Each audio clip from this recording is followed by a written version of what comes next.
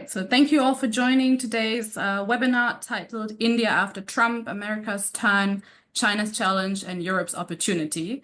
The basis of our discussion today is a policy brief written by my colleague James Crabtree, which you can find on our website, but also in the link. The link is posted in the chat box here at the webinar.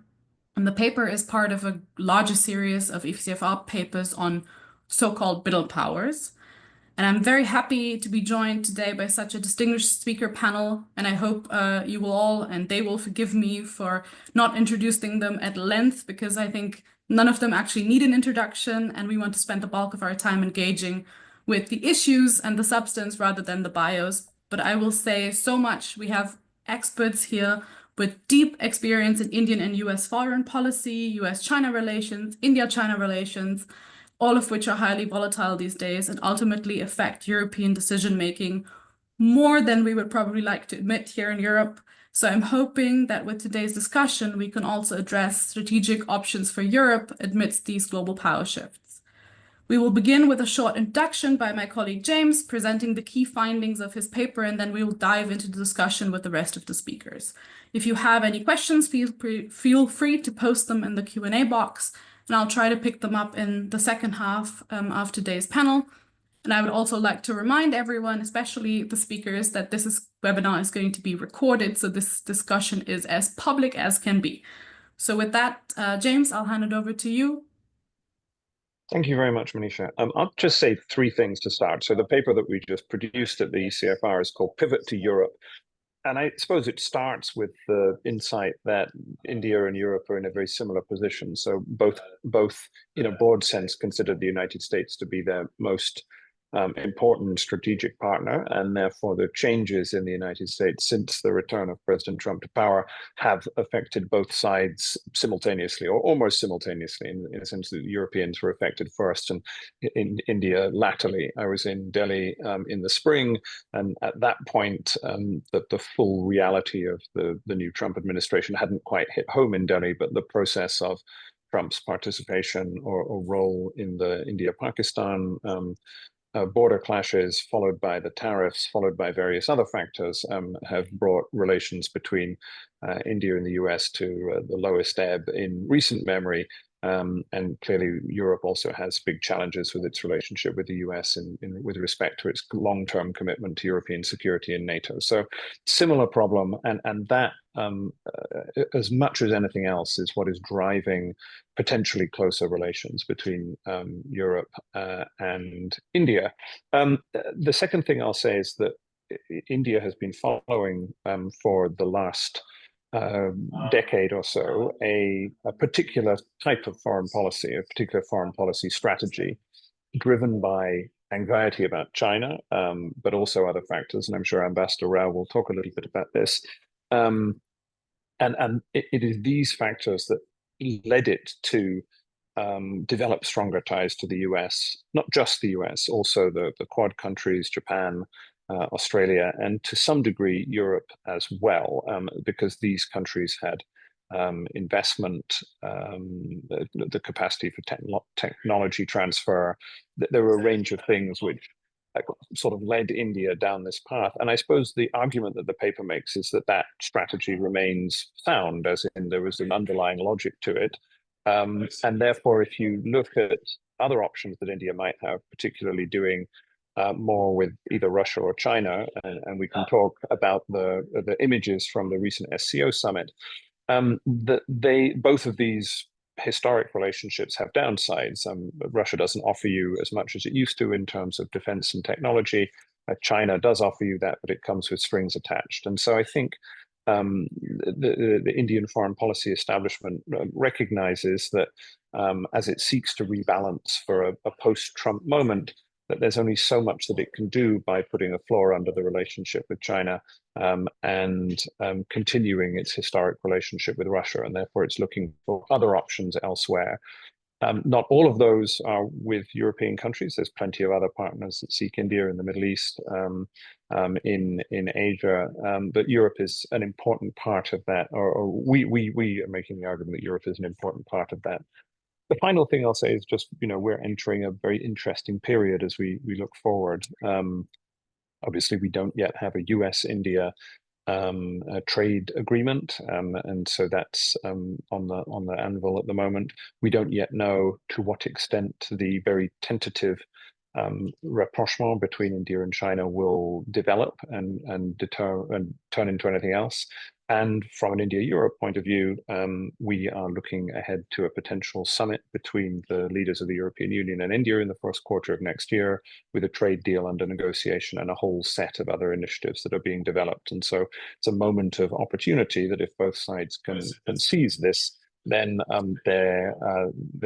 it's a potentially very exciting moment. I'll stop there, Manisha. That's the gist of it. Thank you, James. And I think you sort of raised a lot of points that we can pick on and our panelists can pick on in the next hour. But Ambassador Rao, I would want to turn to India and you first to respond to what James said, because India is sort of the star in this conversation. And I think the paper also was an attempt of us trying to understand India better and feeding into the European discussion on India. So I would want to ask you about India's strategic recalibration, especially in the context of the US relations that have been actually at an all-time high in April, and then very suddenly kind of are at an all-time low now. And I would want to also ask you about the multi-alignment strategy that India is putting forward, and very provocatively put it as, is that a multi-alignment strategy, or is that sort of a non-decisive strategy? Thank you. Thank you, Manisha. And I'd like to congratulate James on his very interesting paper. It makes some very persuasive arguments. I was somewhat intrigued by the title, India-Europe After Trump. Well, Mr. Trump is very much with us and will be with us, I believe. So we have to factor him into all the arguments that we seek to make. When I read through James's paper, what stood out to me, and I just would like to talk a little about what I saw as salient points from my point of view. One was he talks about the Ukraine paradox and how Russia's war with Ukraine has made Europe tougher and more credible in India's eyes. And that was, I think, that point stood out for me. He spoke about shared autonomy of the EU and India seeking strategic autonomy in a multipolar world. And then his paper speaks of momentum, about the long-stalled FTA between India and the EU, the need to conclude that, and with the new strategic agenda also being very much a part of the discussion, how we should target all this for the year end. And then he comes to multi-alignment and speaks about India's flexibility as doctrine and how we keep ties with the US, EU, Russia, China, and the global South. And finally, the window of opportunity, which is enabled by Europe's seriousness and Mr. Trump's unpredictability. So those two together create a sense of urgency.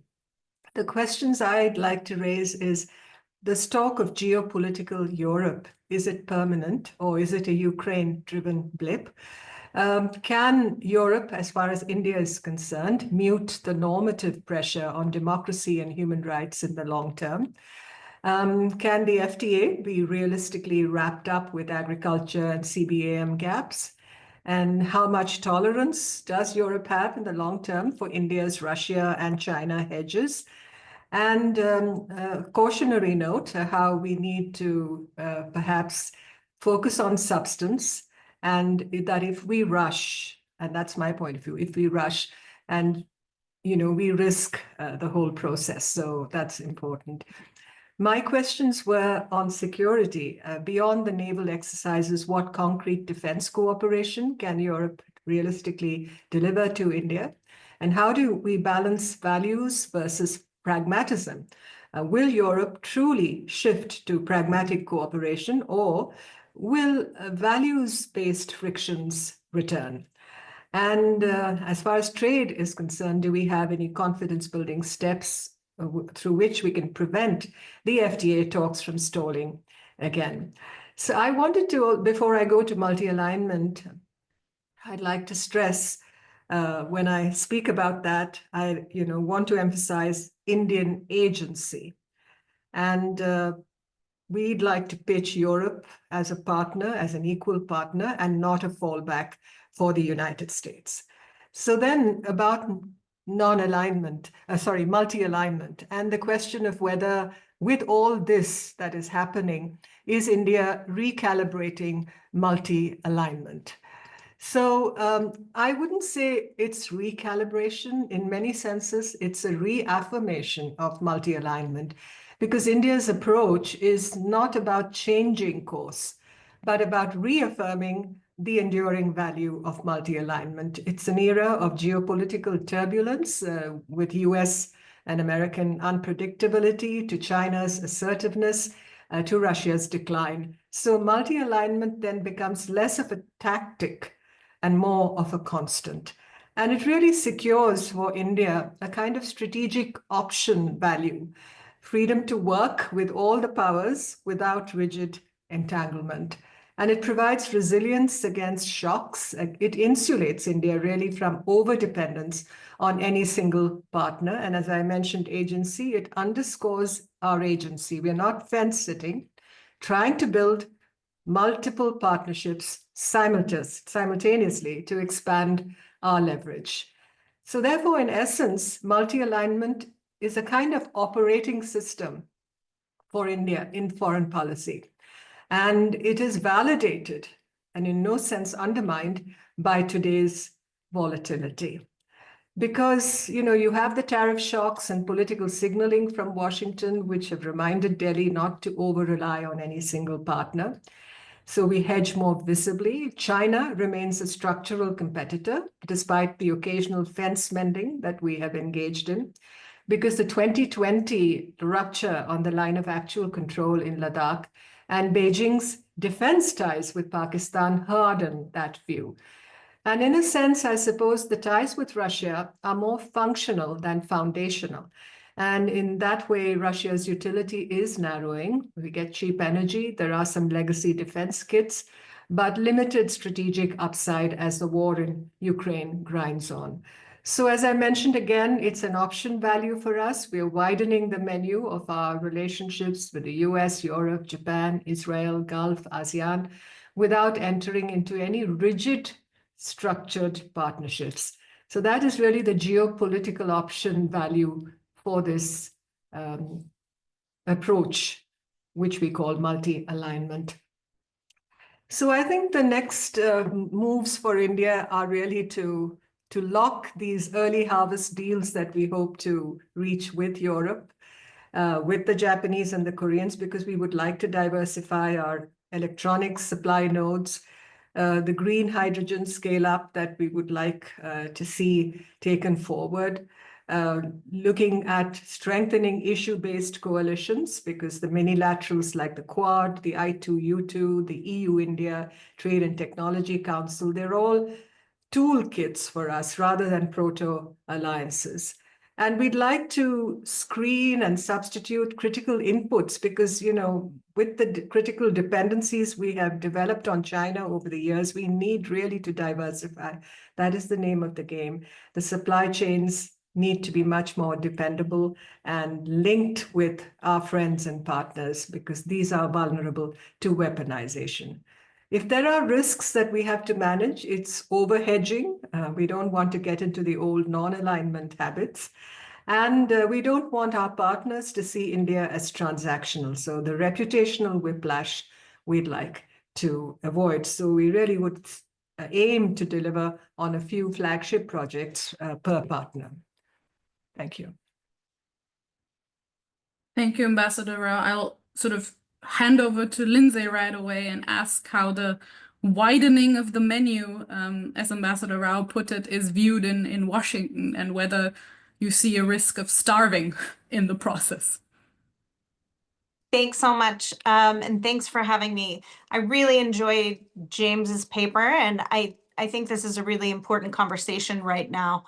I think that India's decision to sort of look for opportunities, whether with Europe or with other countries in Asia, Japan, Southeast Asian countries, to tighten alternate ties to the United States certainly makes sense at this moment. It has been a feature of Indian foreign policy for a while, but at a moment in which the United States appears certainly less predictable, if not at times threatening in some of the approaches it has taken with India on foreign policy, this multi-alignment approach is a logical one.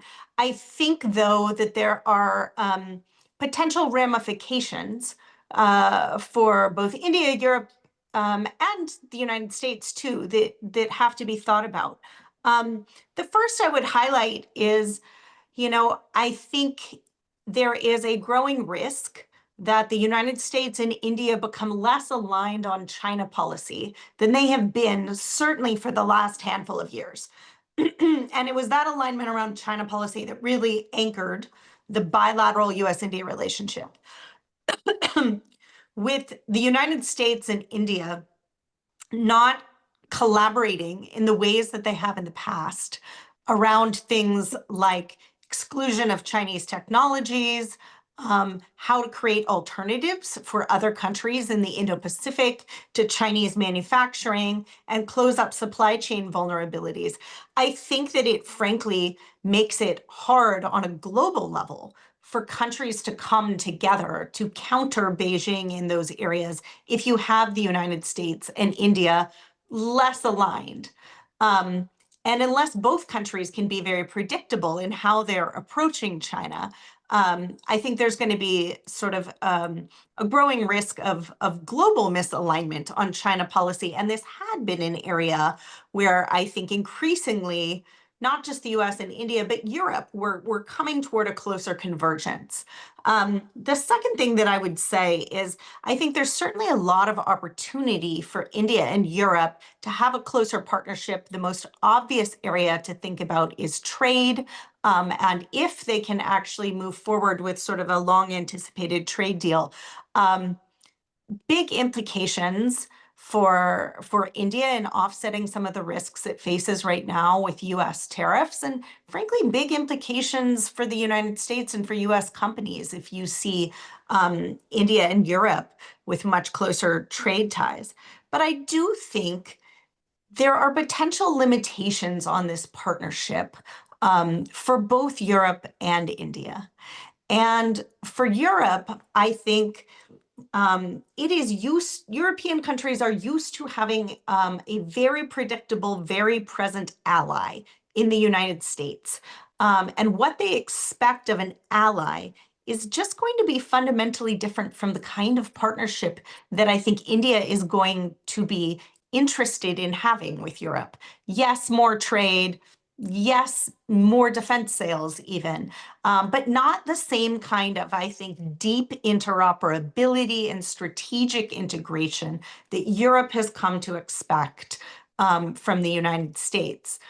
The flip side of that is I think the United States has provided optionality for India, certainly when it thinks about how to address China and Pakistan, which Indian interlocutors increasingly look at as a connected problem set, that I'm not sure that European allies will be as readily willing or even able to provide. I would be very surprised to see European allies interested in providing more active assistance in the event of another crisis along the LAC like we saw back in 2020. And I think European countries also have ties with Pakistan that have facilitated at times even flows of technology that India has had problems with. So that could be an ongoing area of friction.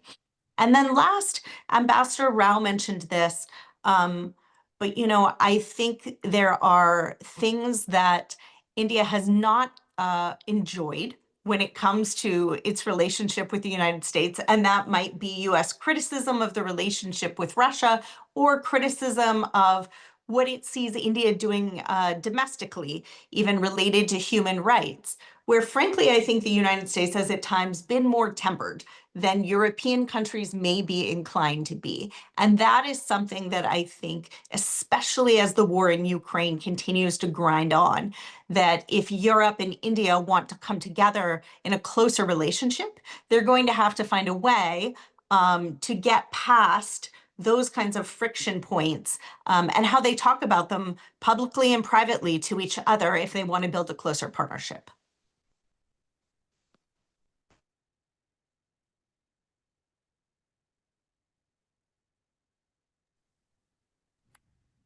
Sorry, I was muted. This is a 2021 failure. Thanks, Lindsay. I'll hand it over to Tom with the specific question on what Lindsay already alluded to, the China factor in this whole triangle of India, Europe, US, and the competition with China that, well, India is in a strategic way, the competition that we in Europe are now starting to see slowly in various regards, and the competition that the US is obviously in with China. So do you see this kind of strategic competition with China at the moment, and how would that play out for Europe-India relations? Is that something where you would say we as Europe could leverage this, or does the US unpredictability at the moment actually narrow the space for cooperation? Thank you. And firstly, it's great to be here, and congrats to James and his paper. I recommend everyone read it. I learned a lot and thought it was very helpful, and it's great to be with everyone on this panel, including Lindsay. We were colleagues together last year. So I'll get to that in 1 second. I would just say I think it's important to firstly say, yes, I think India should be working more closely with Europe. Yes, multi-alignment makes some degree of sense, but I think there's another sort of fundamental reality, which is what's happened in the US-India relationship over the last 6 months is, I don't know if it's a disaster, but it's certainly very bad news for the United States and for India, and there's really nothing that can adequately replace that, because firstly, some of the outreach to Europe could have been done, while working more with the United States. As Lindsay said, I think there are certain areas where the US and India were deepening our sort of cooperation that others won't be able to replace on defense, on technology, and other in other areas. And I think core to that here was sort of a recognition that in a much more strategically competitive environment, where Russia and China in particular are aligning much more closely and integrating their military industrial bases and providing each other with valuable technological and military assistance in two-way, not just China to Russia, but also very much Russia to China, that we needed to deepen our sort of partnerships and alliances. And of all of the partnerships and alliances that we have, probably the most significant over the next sort of 10, 15 years would be India. Obviously not an alliance, but hopefully a deepening sort of partnership. And I think that is what has sort of fallen apart over the last few months. I think on answer to your question on strategic competition with China, I think one of the big surprises here has been in Trump's second term, that strategic competition has played a much less salient role in his foreign policy than it did in his first term. Now, I don't think he has changed. I don't think he's ever really been all that interested in geopolitical competition, great power, rivalry. But a lot of people on his team in the first term were. This time, they're talking about China purely from an economic threat lens and point of view. They seem to be quite focused on the summit and the deal. I think in that context, the alliances in the Indo-Pacific, he's either been sort of treading water or there's been some reversal. I think it started out relatively positive, with India, and then obviously ran into some problems. So where does that leave us on Europe? I think Europe has been taking some of the right steps on China policy. I think it's been doing so for its own interests. rather than at the behest of the United States. I think that's good news, but I do sort of wonder about it being sort of the glue that will tie India-Europe together in the same way that it has in the India and the United States. So I suspect it will be a little bit more transactional, a little bit more economically focused. Thanks. And can I ask, Lindsay, can I ask you about sort of defense cooperation? Because Ambassador Rao already sort of alluded to the fact that one of the sort of breaking points in EU-India relationship is the prospect of defense cooperation, closer defense ties between the two. And that is obviously a big wish on India's wish list, and something that Europe hasn't delivered or is in the process of delivering. So I know there's also a big conversation about sort of U.S.-India defense cooperation. Yeah, I mean, thus far, I think what we have seen on the defense front as a result of sort of the friction right now between the US and India, there seems to be more stability, I think, overall. And what we've seen out of Indian officials has been pretty measured in how they have talked about defense cooperation. Interestingly, Indian officials actually sort of pushed back more publicly on reports that US defense sales had been frozen as a result of the trade friction. So I think there has been stability there, and I think, quite frankly, that there are types of defense technologies and systems that India is both going to have a challenge making at home in the near term and probably not going to be able to get the same caliber of system from Europe that will incentivize continued cooperation between the United States and India on defense. That's not to say that there's not opportunity for greater defense ties between Europe and India. I think France is obviously the sort of biggest example of this. And the recent announcement that France and India were going to be cooperating on engines for India's AMCA future stealth fighter is probably the most obvious example. But beyond France, I think there's going to be a little bit of an open question of what EU-India defense industry cooperation looks like, because I think India's defense industry very much wants to grow and export. That's sort of the model that they're seeking. European defense industry kind of wants to do the same thing. And so I think they will have to look for, is there enough complementarity where you don't actually end up in a moment where you might like to cooperate, but your industries are actually competing for the same export markets? That's going to be something I think they'll have to navigate. James, I want to bring it back to you. Your paper was published before the very sort of recent EU-India joint communication, which was published last week.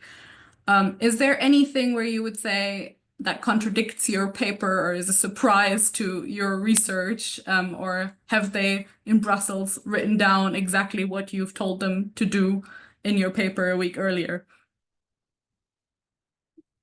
I think you have to unmute yourself. There we go. I suppose I'd say a couple of things. The first is that I mean, I think Ambassador Rao, Lindsay, Tom are all right to mention these various challenges. I mean, there are many things that partnership with Europe or European nations is not going to be able to do in the same way as with the US. It's a different kind of animal. One of the things that I tried to do in the paper, as Ambassador Rao mentioned, was make this argument that Ukraine is generally seen as a negative for Europe-India cooperation, and because of the sensitivities around the conflict. I tried to make the opposite argument, as Ambassador Rao said, which is that a more geopolitically serious, battle-hardened, bloodied, defense investing Europe is one that India is keener to do business with, that it didn't really like the Europe of old, which was simply an economic superpower that occasionally gave lectures about human rights, and that there's something more geopolitically serious about the Europe that you have now.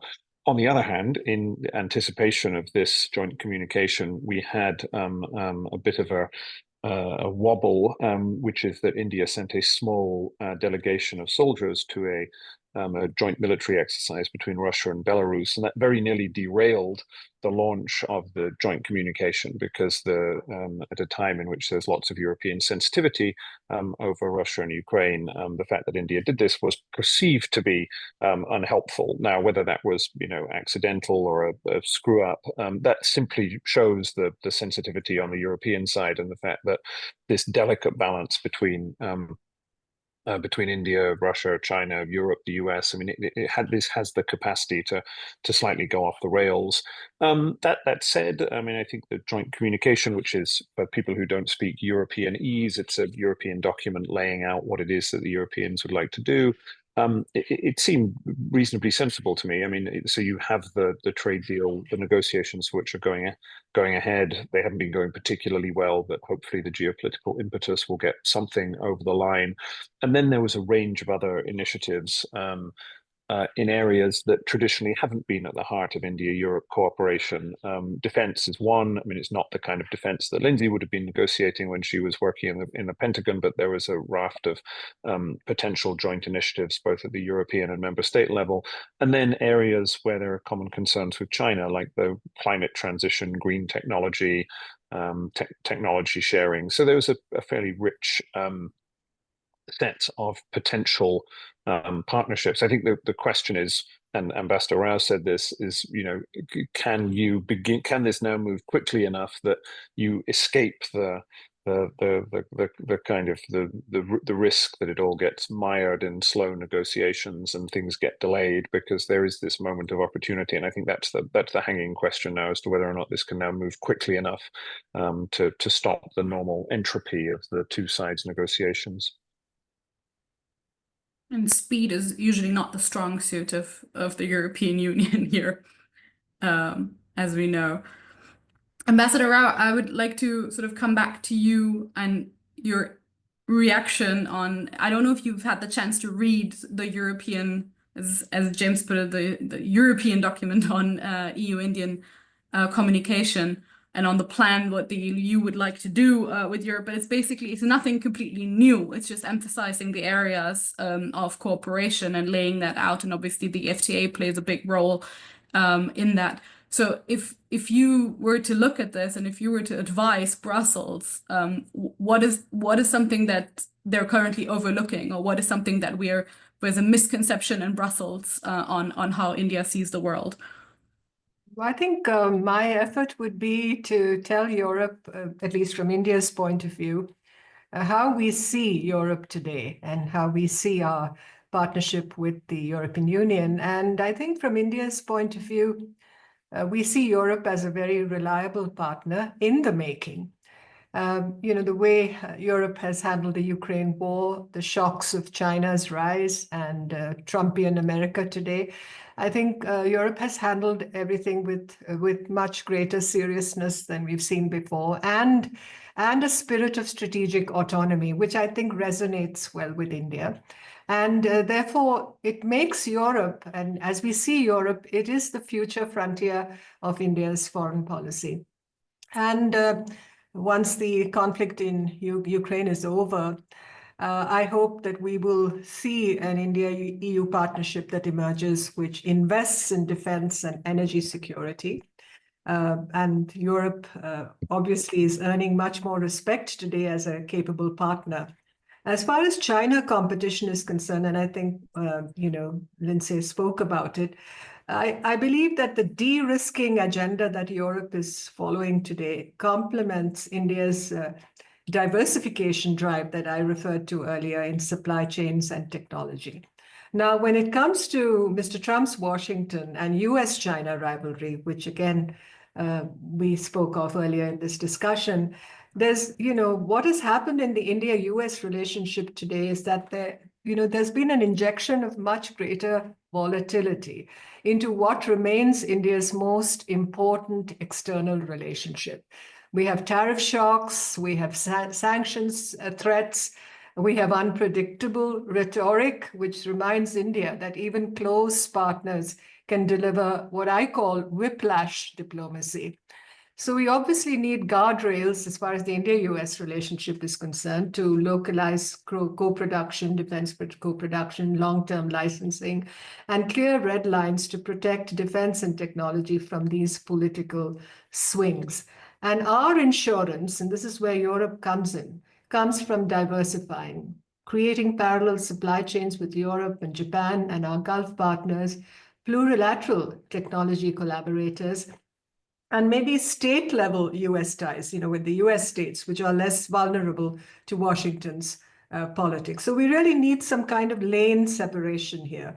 We keep trade disagreements, we create these guardrails so that trade disagreements do not contaminate defense and Indo-Pacific cooperation. So coming back to Europe, I think Europe today for India is best positioned as firstly an economic frontier, where this is where the long-sought FTA would anchor trade with the world's largest market. Secondly, a security industrial frontier, where we have co-production, maritime awareness in the Indo-Pacific particularly, as also technology transfer. Thirdly, a standards frontier, where we are together shaping rules in AI, digital trade, and climate technology. And finally, a connectivity frontier, where projects like IMEC link India to Europe through the Middle East. Europe is not a substitute for the United States as far as we are concerned, but an additional pole. That's where the multipolarity question comes up. It is an embodiment of our multi-alignment, the way we see our relationship with Europe. And coming back to the point I made in the beginning, Europe is a very reliable partner in the making for us. So we will have to see how this process goes forward. If I could add to that, we have one question in the chat box, and this is my reminder for the rest of the audience to also feel free to post questions that you have. But one question, particularly for you, Ambassador Rao, on strategic advantages that Europe offers, probably over the US, to India. So where would you see as a strategic advantage that Europe has as a partner, and what areas does Europe fall short in supporting India's foreign policy and economic objectives? I think traditionally, despite, the normative approach that Europe has taken on democracy and human rights and what we see as interference in our internal affairs, setting that aside, as I mentioned before, Europe has traditionally been seen as a reliable partner, a could-be reliable partner, with which we have not really explored the full potential of partnership and relationships that are grounded in trade and defense and technology and climate technology too. So, and especially now, given the fact that we live in this world of very turbulent world, we have sought to reaffirm India, the fundamentals of our multi-alignment, and Europe is very much at the core of what we do today in that regard. What a Trump shaped Washington, and he talked of shapes in his UN speech the other day, teaches us to build guardrails and insurance as far as our US ties are concerned. And Europe, which is now battle-hardened by Ukraine and cautious of both China's and America's swings, has become, as I mentioned earlier, the future frontier for our foreign policy, a partner in the making, and an embodiment really of the multipolar world that we are seeking. Thank you. Thank you, Ambassador. I think we have a very shy audience today, so that means I will get to ask more questions, which is great. So, Tom, I wanted to turn back to you about I know it's a tough one, but sort of looking ahead in US-India relations and Europe, obviously. Where do you see this heading? I think we've sort of talked about the low point in US-India relations in the last couple of months, but I think, if you look at the talks that are happening now, it's sort of on a upwards trajectory. So where would you see the trend in this? And what does that mean for Europe? Is there a momentum that we're currently losing on India, or where would you see this going? Yeah, I mean, firstly, I don't think the US and Europe are in competition, to try to cooperate with India, right? If US-India relations improve, that doesn't sort of rule out what we've been talking about. And I thought the point of James's paper as well was to make the argument that in a multi-alignment, strategy by India, Europe should be a key part of that, regardless of, whether or not things get a bit better with America. So I think hopefully the Europe track will, continue to deepen.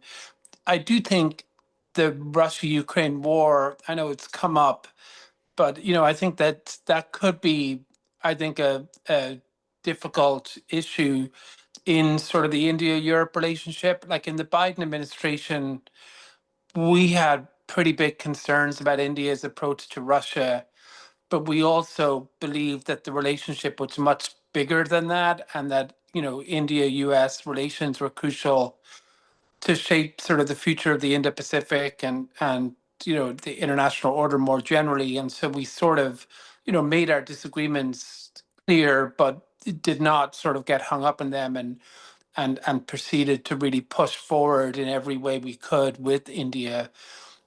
Europe, I think it's complicated because this really does infringe on their sort of core interests. They're facing a more aggressive Russia this year, arguably even than last year, as we've seen with the drone incursions and airspace violations and probably a host of other things to come. So I do think that that's something just to keep in mind. On the US piece of it, I think one narrative over the last sort of few months is that things were going reasonably well. It looked like a trade deal would happen pretty quickly. Scott Bessent said he thought a US-India trade deal will be the first the United States would sign. By some accounts, it was negotiated. Then Trump nixed it, and then there was a phone call. Obviously, that didn't go well, and then there was sort of an unraveling. Now, I think both sides are, the two leaders are exchanging social media posts. They're committing to engaging in trade negotiations, and it seems like they're trying to put a floor under things. So I think that's somewhat hopeful. But I do sort of worry about the opportunity cost, right? That there's a lot that could be done even beyond what's been done now that may not be done because there is that sort of lack of trust, because there is this, are these issues that have emerged, and I think India may be moving not toward China. Totally agree with what was said in that, and I think James had it exactly right in the paper, but more toward this either multi-alignment, non-alignment, whatever we would call it, and I think that will have a cost in terms of the achieving the potential of U.S.-India cooperation that we were, I think, on track for. Thank you, Tom. I think I'll agree on the fact that this is not a competition for India, but the interesting thing is there's never been such great interest in Europe on India, I think, than nowadays, and we were trying to leverage this in various regards. So I think there's a great question in the chat, which I'll throw back to sort of all of you, but James, maybe particularly with an eye on your paper. Where is the biggest misalignment between what the EU wants from India and what India wants from the EU?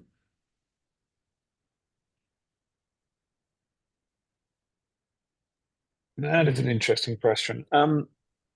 So, I mean, I think one issue in all of this is the mutual relationship with China, as in both sides look at each other and their relations with China, and there's a lot of distrust there. As in, if you were to put it very crudely, then India looks at Europe mending fences with China, albeit to a low base, and thinks, well, you're going to go weak on China and kind of leave us behind. I mean, I was intrigued by what Tom was saying earlier as to his points about the divergence, or actually, sorry, Lindsay was saying about the divergence between India and the US on China, as in which of them is more likely to have the more positive relations with Beijing. But I think the same dynamic is at play with Europe, where India looks at recent European attempts to sort of tentatively put a floor under its poor relations with China. Actually, this hasn't worked very well, particularly in the aftermath of China's rare earths restrictions. And Europe looks at China, at India, the same way, as in the Modi's visit to the the SCO. I mean, I think there's anxiety that India, those voices in Delhi who are skeptical of the trustworthiness and utility of partnerships with the West more broadly might gain the upper hand. I mean, I suppose one of the things that we as ECFR have been trying to argue is that our understanding of India's self-interest is that isn't very likely, that the challenge of China remains India's principal long-term security threat, and the relationship with Russia, while important, isn't likely to grow in importance over time, and to some degree is being wound down in some respects. And actually, one of the elements of that that is likely to come to pass as part of this very complicated picture is that India is quite likely now to wean itself off cheap Russian oil, because that seems to be the price that Mr. Trump wants to extract for a return to a more stable US-India relationship. And therefore, there's quite a lot of discussion in Delhi at the moment about the extent to which the various Indian companies that have been buying Russian oil and then refining it and exporting it, often exporting it, I should point out, to Europe, which is a source of some kind of annoyance in Delhi and an accusation of European hypocrisy. But nonetheless, that may also sort of prove to be a factor which limits India's relationship with Russia and makes the other ones a little bit easier. So I think that's one dynamic that we have to watch quite carefully in this sort of rather complicated sort of pentagonal relationship between these 5 different players. I'll pick up on one other question and use my role to reframe it a little bit and throw it at you, Ambassador Rao, for you've already alluded to the FTA and how that is, well, it's ongoing, it's going better than probably ever, but it's still stuck in some regards. So basically, what needs to be done to overcome this and to finally get a deal signed? And this is my question for Lindsay and Tom, what would an FTA finally between Europe and India mean for the US? Well, I'm not obviously privy to the discussions on the FTA, since I am not in government. But I think we need, as I see it, an early conclusion of the FTA, and we need very strategic economic statecraft from both sides, especially when it comes to the cross-border adjustment mechanisms and investment issues, and how we support the transition. And it'll be important for India. You know, trade comes coupled with technology partnerships today, and the whole issue of co-development. So if you ask me what India is looking for from Europe, and this goes beyond really the FTA, it really goes beyond these immediate tasks that we have set for us. What really is Europe's? Is there going to be a unified foreign policy voice from Brussels, overriding national splits when it comes to India? How does Europe look at our strategic autonomy, even as you talk about strategic autonomy, when your view of the world is sought to be defined? How do you see India's strategic autonomy? And I think this is a challenge we face with the United States also. And I've argued recently that, India is a state standing on a geopolitical threshold, and it navigates ambiguity to preserve flexibility and autonomy in a fractured global order. And that is why we pursue multipolarity. It's not a strategic liability as far as we are concerned. It's a kind of adaptive realism. It's a very intentional pivoting strategy that is necessitated by our geography and our history and structural constraints in the international system. So when it comes to the takeaways from what we are doing, India and Europe together, I think India would like to encourage Europe's seriousness about its relationship with India and measure it by delivery. And that's where the discussions on the FTA and the points I mentioned come into focus. And we need less declarations as far as that is concerned and more delivery. And India wants to leverage Europe for technology, trade, and the green transition, and of course for selective security cooperation. But we have to be realistic. Whatever we do with Europe, it's not going to replace US hard power in Asia. But we see Europe as a co-shaper of the order, that we would like to see the rules-based order being maintained and taken forward. And we don't see it as just a transatlantic extension.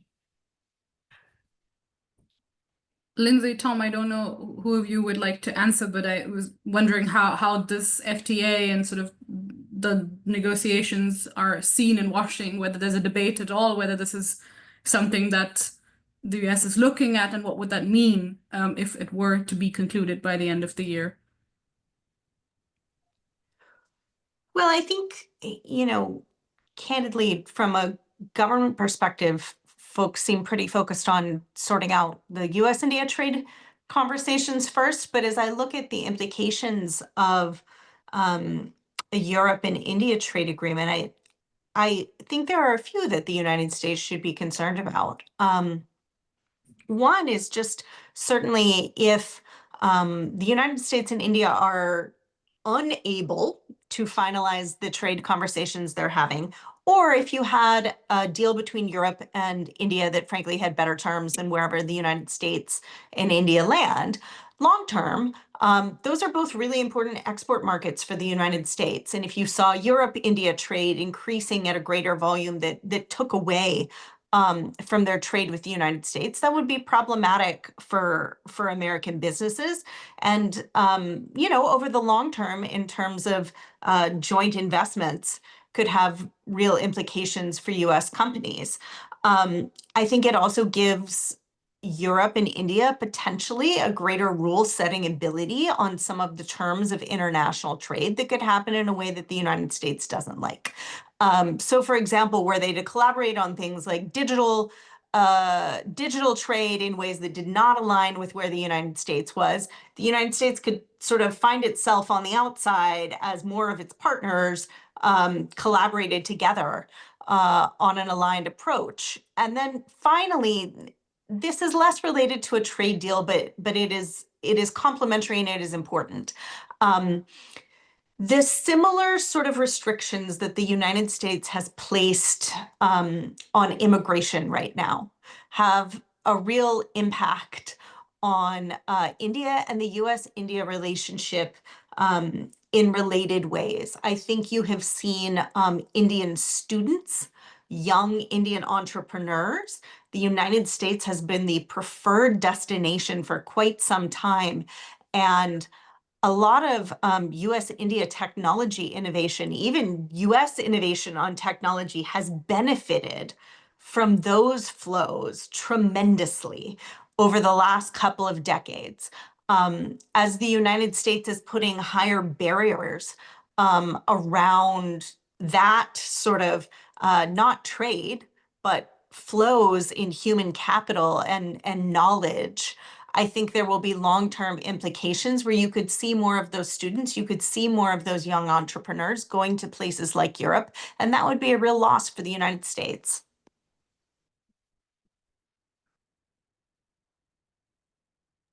I'm happy to jump in as well. I mean, I think I think from President Trump's point of view, is probably going to be seen as a negative, right?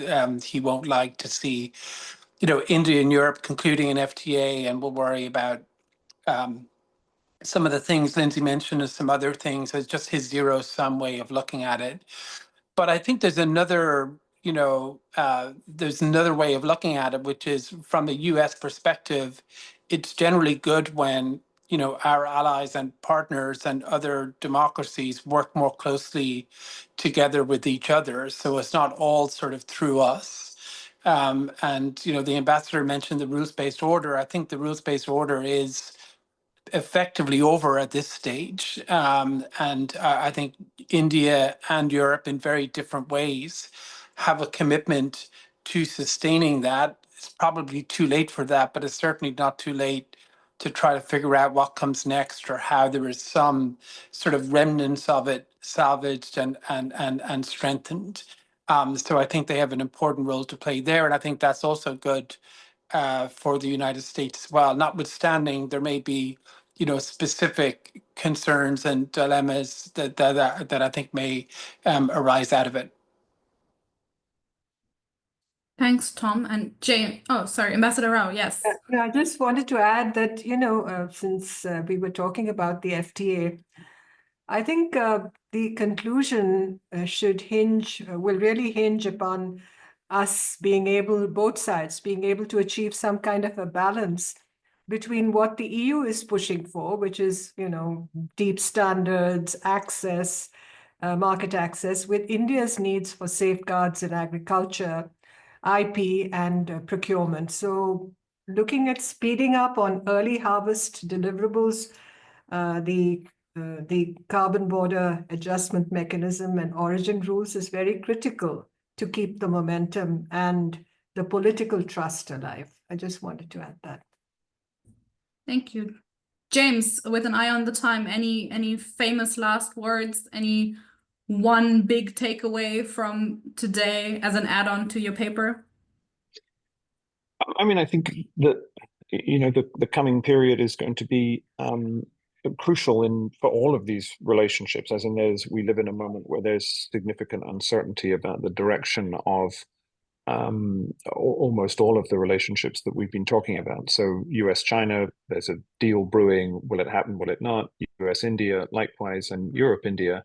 And to some degree also between Europe and the US. And so I suppose I'll end on a note of optimism, which is, although I think many of us on this call and associate probably in the audience as well, don't welcome the trajectory that the United States has taken, these moments of geopolitical opportunity, the windows open and they can close. And so I think it's beholden upon both India and Europe, since we're speaking from that perspective today, to move forward as quickly as they can to try and move forward a relationship that traditionally has underperformed its potential, and in so doing create a kind of a stronger part of the lattice work in the international system. As Tom says, as it's changing, I think it would be beneficial to have that stronger relationship, not just for Europe and India, but for others as well. All right, fully agree with that. And I think those are great closing remarks. So I don't have to summarize the whole discussions because that's probably impossible. We covered so much from India, Washington, Beijing, Europe. Thank you very much to all of you for joining today and for taking the time sitting on 3 different continents. I think this is where these webinars still come very handy because we can bring all of you together for a quick round and panel discussion. Thank you for taking the time. Thank you for the audience for listening in, and stay tuned because James and I and others will be continuing our work on India at ECFR in the coming months and intensify that, because as we can agree, maybe that's the bottom line of the event, is India will stay important, probably become even more important in the US as well as here in Europe. Thank you very much. Have a great day and see you very soon.